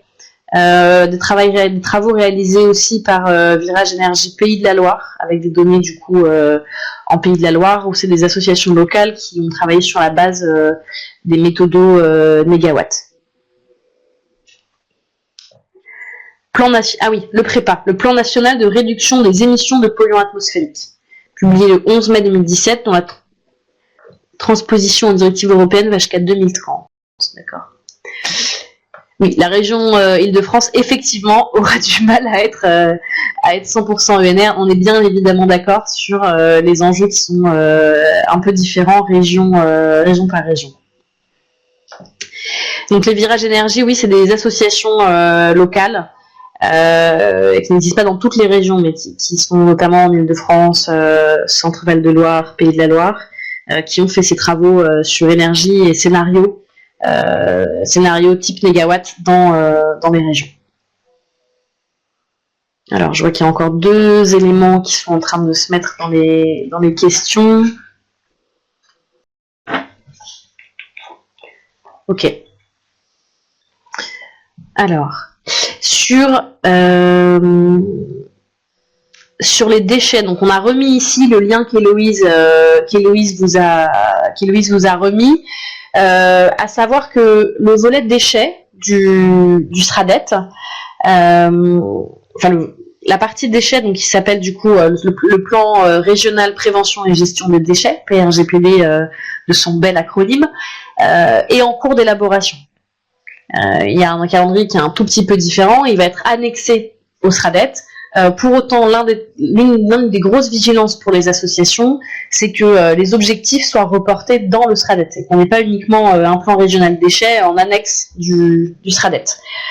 C'est l'occasion pour les régions d'avoir tout un travail vraiment important sur l'aspect prévention, notamment parce que le plan régional, lui, a une valeur opposable sur les questions de capacité de traitement. Donc les volumes que l'on peut ou non incinérer, la question de la hiérarchie des déchets. Les recommandations du coup qui sont faites consistent notamment à s'appuyer à nouveau sur les objectifs de la loi de transition énergétique et à respecter la hiérarchie des déchets, c'est-à-dire qu'est-ce qu'on peut trier, revaloriser et pour n'utiliser typiquement l'incinération qu'en dernier recours. On a le même enjeu sur la question des déchets que sur les autres thématiques qu'on vous a présentées jusqu'à présent, c'est-à-dire comment on formule une règle dans le SRADET sur la thématique déchets. Donc c'est des travaux qu'on va essayer de faire au niveau des assos et pour vous partager un peu ces éléments-là. Par contre, au niveau de l'élaboration du SRADET, il faut vraiment veiller à alerter le conseil régional de bien faire le lien entre ces deux documents-là. Et sur l'élaboration des PRGPD, il y a ce kit qui est entièrement téléchargeable en ligne, qui a été fait par France Nature Environnement. Je ne sais pas si Héloïse est connectée et souhaite apporter des éléments. Parce que les déchets, vous l'avez compris, ce n'est pas du tout ma spécialité. Alors. Hop. J'avance un peu. Ah, voilà, on s'était prévu un temps de questions.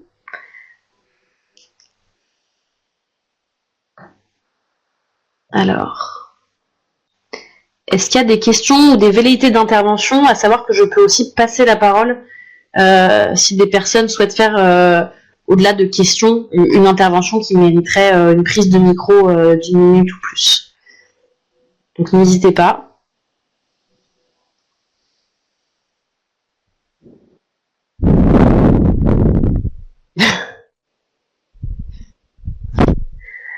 Alors, ouais, c'est toujours ce moment... Non, Focus Mobilité, je suis vraiment désolée, faut qu'on y travaille avec les associations expertes. On aimerait bien faire un travail un peu approfondi avec la FNOT ou la FUB pour avoir les éléments du transport dans le SRADET. Pour l'instant, c'était pas assez cadré pour qu'on puisse avoir quelque chose à présenter, mais je pense que dans un document écrit, on vous transmettra ça.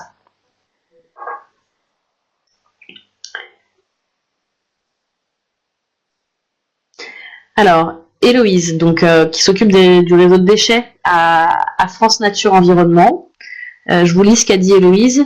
Donc, les plans régionaux de prévention gestion des déchets n'ont pas de valeur prescriptive, mais ils seront opposables aux décisions prises par des personnes morales de droit public, comme par exemple les attributions des autorisations d'exploiter des installations classées pour l'environnement, les ICPE, délivrées par les préfets de département. Donc ça, c'était sur la question de la prescriptivité du PRGPD.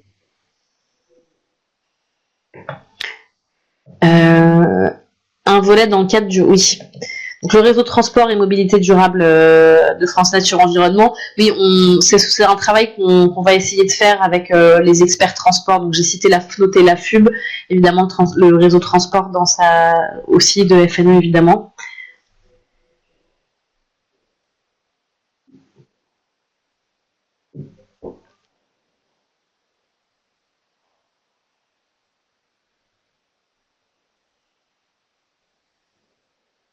Oui, alors Bruno souligne un aspect très important qui est dans notre réflexion qu'on a là en ce moment pour savoir qu'est-ce qu'une règle intéressante pour nous, Association de protection de l'environnement, dans un SRADET, à savoir que ce qui pourra amener au contentieux les régions, c'est si les règles imposent des coûts supplémentaires aux EPCI. Donc on doit vraiment veiller à la rédaction de ces règles et à ce que les collectivités ne puissent pas dire ça nous amène un coût supplémentaire qu'on n'a pas souhaité, donc cette règle ne peut pas s'appliquer.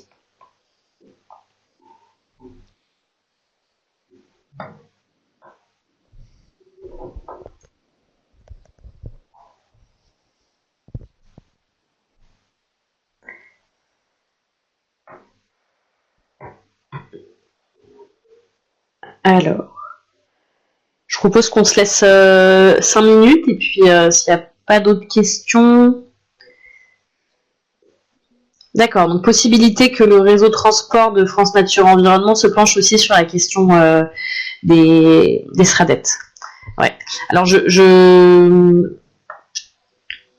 redis, de remonter dans l'onglet conversation pour retrouver les liens qui vous ont été partagés, à la fois le kit que France Nature Environnement a réalisé pour les plans déchets, le bilan des contenus, des contenus des schémas régionaux de cohérence écologique, le tableau SRADET à renseigner en tant qu'association pour faire remonter les données et les partager, et puis à garder en tête le nom d'une étude à sortir prochainement réalisée par BL Evolution qui mettra à disposition une petite comparaison des objectifs des SRCAE, des anciens SRCAE, en cohérence ou non avec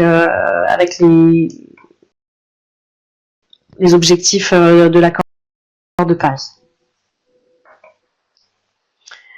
Jean-Baptiste, la Publi Durac. Je vais pas rentrer dans les détails, je valide avec l'ADEME. Parce que oui, on a réalisé du coup un petit document d'explication du contenu du SRADET et justement de ces enjeux-là. C'est un peu ce qu'on a dit à l'oral, mais dans une version écrite. Cette publication aurait dû sortir il y a plusieurs mois déjà. Voilà, si ce n'est qu'on l'a fait financer par un bailleur qui la relie et qui prend un petit peu de temps. Rien de très problématique, mais juste qui prend du temps. D'où le fait qu'on fait ces webinaires et ces rencontres en région aussi, parce que voilà, on peut pas attendre d'avoir le document papier et d'avoir les délais de validation de structures qui n'ont pas les mêmes délais que nous. Oui, j'espère avant l'été, oui. Ok. J'espère que ça a été clair pour tout le monde. On mettra en ligne les éléments. Je pense qu'on pourra vous les envoyer par mail aussi parce qu'on a vraiment la liste mail des personnes qui étaient inscrites.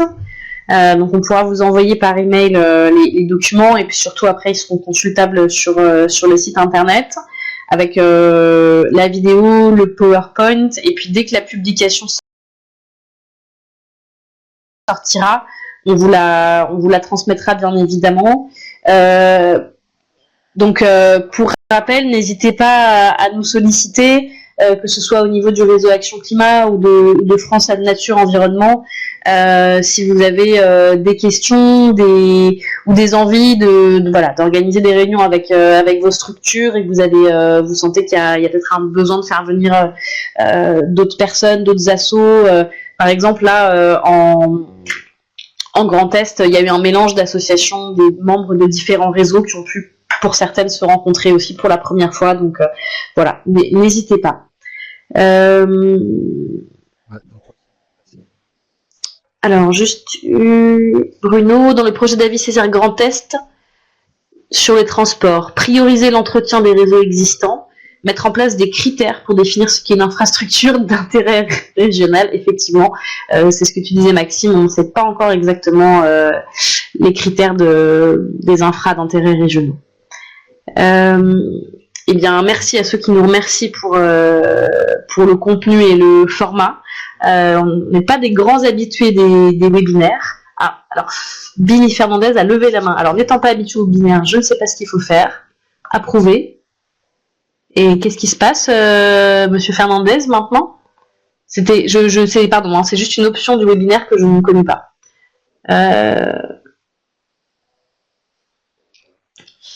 Merci pour votre participation aussi. N'hésitez pas à nous faire des retours sur ce format parce que c'est un peu la première fois qu'on réalise cet exercice avec les nouvelles tech. Donc n'hésitez pas à vous dire si ça va, s'il y a des choses à améliorer, etc. Pour que si on refait le même exercice, on s'améliore un petit peu aussi. S'il y a besoin de s'améliorer sur certains points, et je pense qu'il y a toujours besoin de s'améliorer. Et un grand merci du coup à toute l'équipe des FNE qui a permis de faire une bonne partie du contenu, et puis